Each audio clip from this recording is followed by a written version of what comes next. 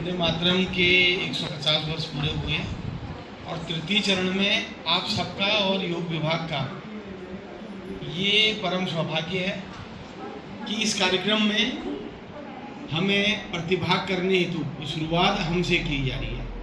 हमारा सौभाग्य इसमें है। मैं दो बातें कहना चाहूँगा। योग का शाब्दिक अर्थ आप जानते हैं, जुड़ना होता है। किससे जुड़ना? स्वयं से जुड़ना।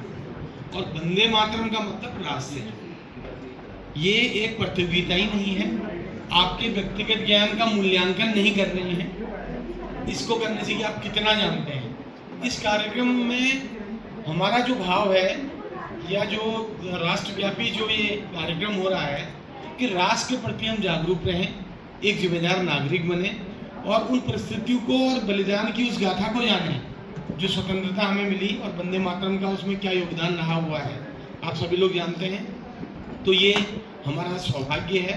और योग कहीं ना कहीं जुड़ना, जो मैंने एक भाषा बताई, अगर हम उसी दूसरे परिप्रेक्ष्य में देखें, गीता के परिप्रेक्ष्य में अगर आप देखिए, निष्काम कर्म की बात आती है, कर्मयोग आता है, जिसे आप योगा कर्मसु कौशलम कहते हैं। तो निष्काम कर्म क्या होता है? जो अपना नहीं, समाज के प्रति हो, जिसमें आपकी कोई व्यक्तिगत रुचि न हो, जिसमें समाज का भला होता हो। और समाज मिलकर ही आप जानते हैं राष्ट्र बनता है। तो समाज राष्ट्र की एक छोटी इकाई समाज है। तो समाज के प्रति, और वही बात आप हेल्थ में भी करते हैं क्योंकि आप योग के विद्यार्थी हैं।